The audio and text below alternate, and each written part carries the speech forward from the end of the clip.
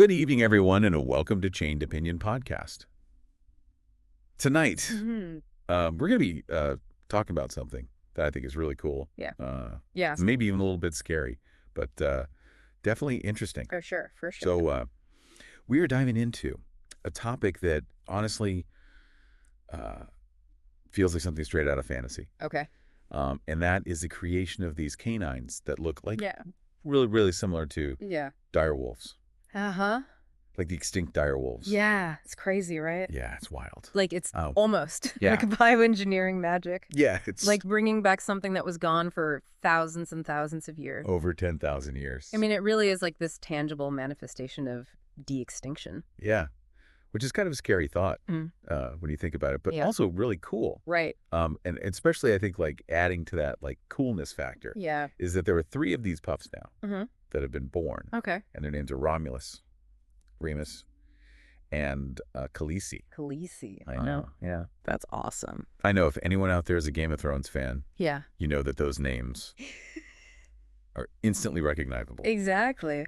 Those dire wolves from the show. Yes, they were awesome. I mean, that just adds a whole other layer to this. I know, right? It's like It's not just science. It's like, kind of like pop culture and science fiction, and yeah, it's all coming together. exactly. It's really cool. Yeah, so obviously I think everyone is interested in how they did this, Uh-huh. but I think before we get into that, let's talk about the what. Okay, sure. Like, what is a dire wolf? What do we know about them? Okay, so dire wolves, they're scientifically called Enosin dirus. They are these canines that lived in ancient America during like the late Pleistocene and the early Holocene epochs. Mm-hmm.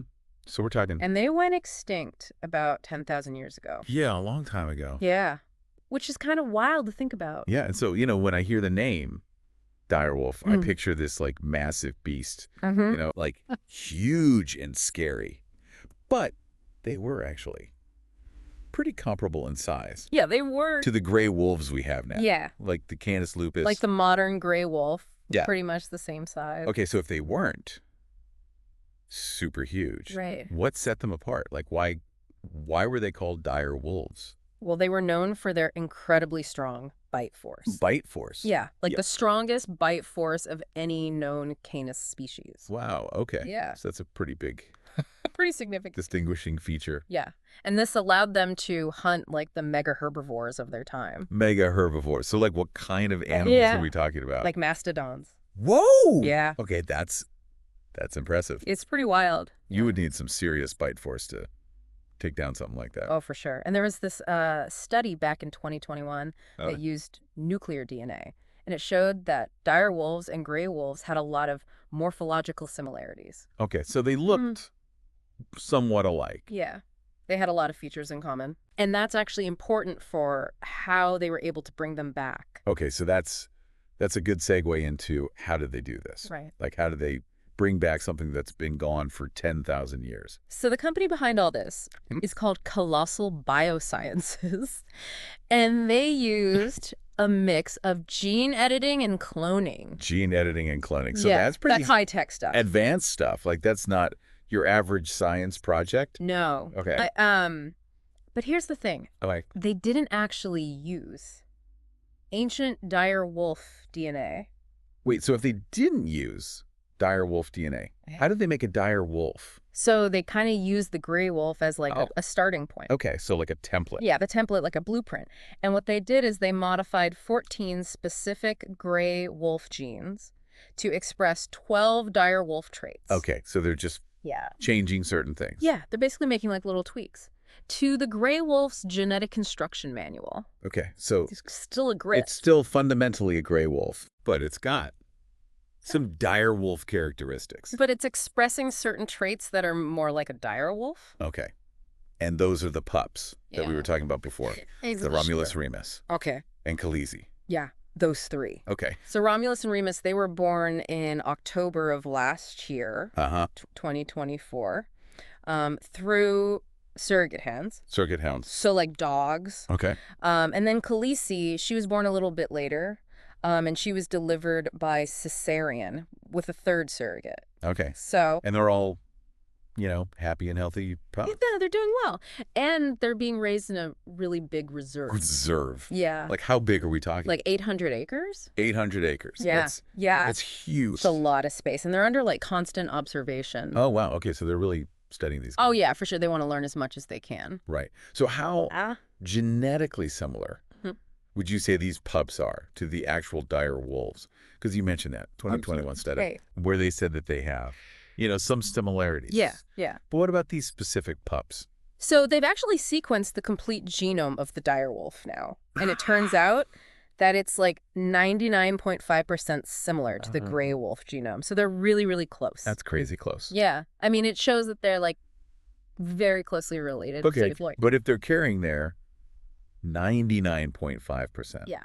Similar. Does that 0.5% really make that big of a difference? Oh, yeah, it does. Because think about it. A gray wolf genome has like 2.4 billion base pairs. Oh, wow. Yeah. So even 0.5% of that is still millions of differences. Oh, wow. Yeah. So what we have here isn't like an exact replica. It's more like a carefully engineered echo of the past. Okay. So it's not like a true dire wolf. Right. It's not a Jurassic Park situation where we brought back the exact same animal. Gotcha. But it's something really close. Okay, that makes sense. And so... What about physically did these pups look like? Dire wolves. So they're only like 3 to 6 months old right now. So they're still pups. They're still pups.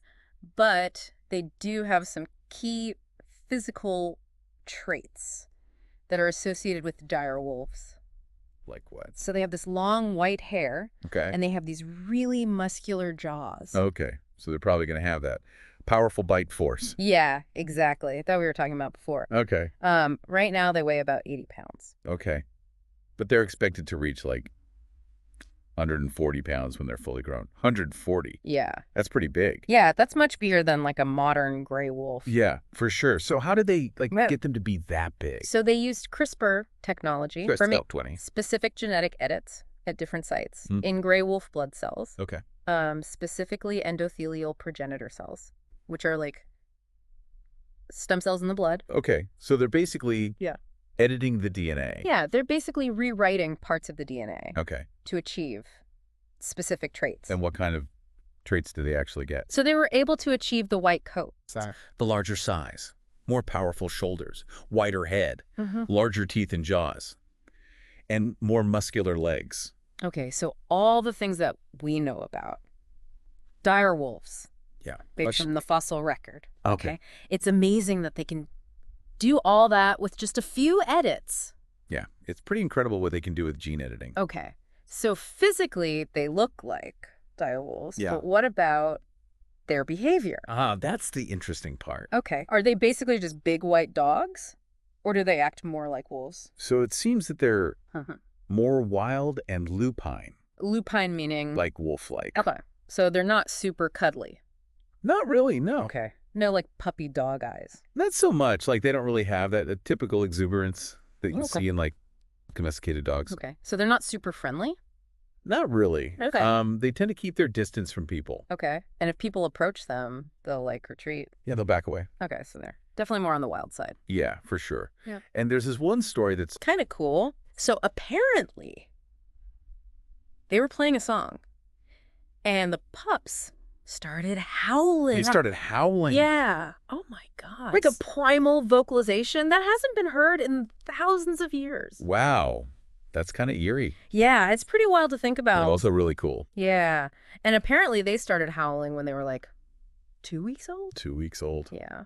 And they've also been seen like exhibiting stalking behaviors. Stalking behaviors. Yeah. Like they're acting like wolves. Yeah, like they're showing those innate hunting instincts. Wow, so they're not. Yeah. Just dire wolves in looks. They're dire wolves in behavior too. It seems so. Okay. Oh, so? So? They've done all this. They've created these pups. Yeah. But like, what's the point? What are the broader implications here? So Colossal Biosciences, the company behind all this. They're saying that the techniques they're using could help to prevent the extinction of other endangered animals. Yeah, that's their hope, that this is like a stepping stone. Okay.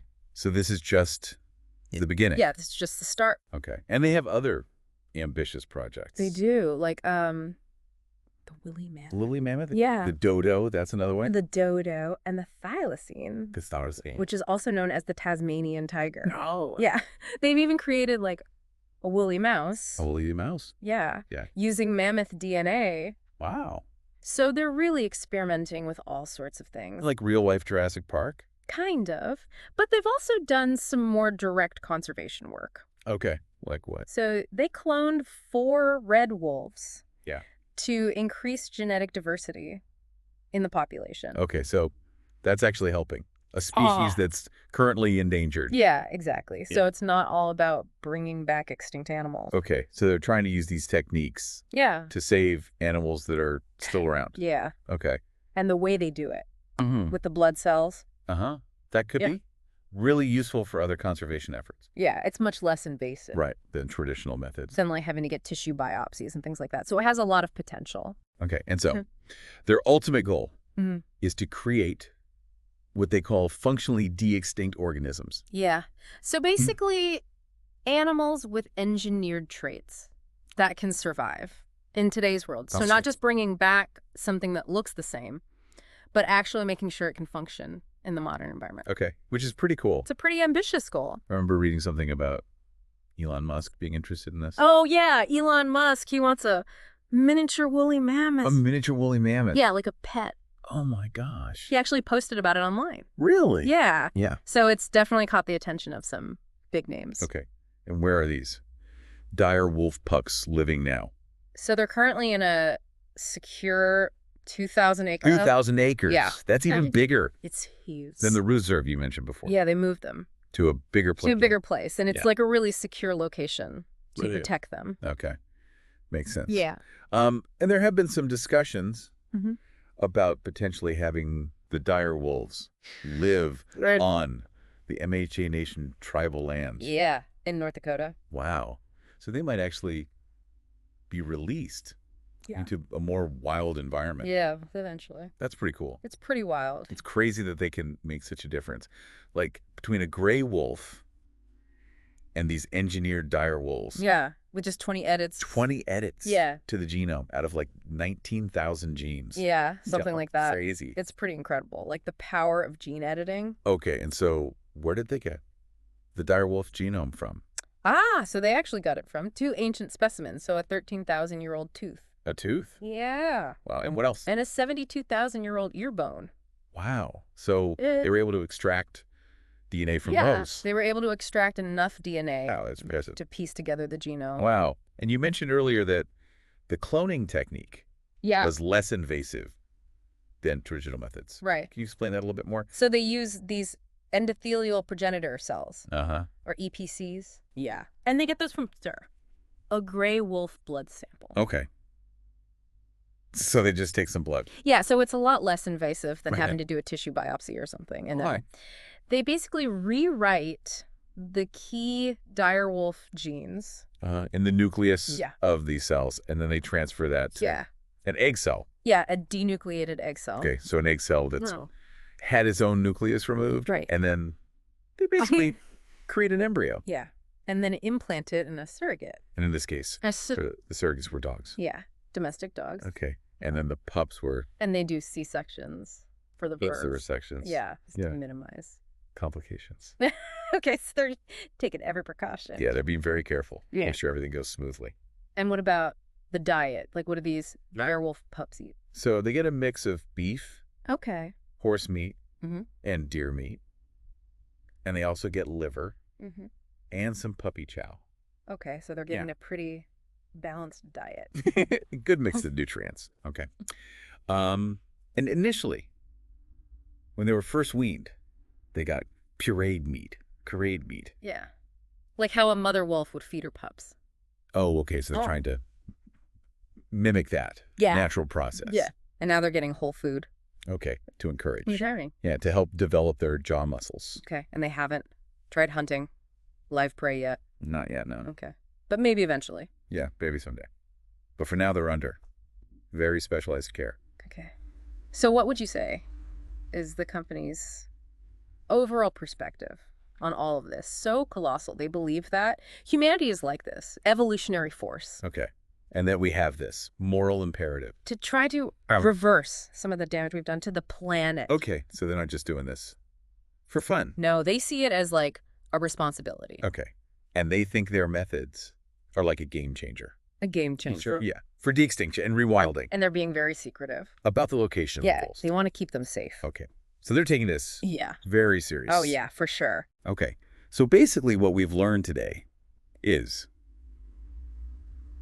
that they've been able to create these canines that look and act like dire wolves. Yeah.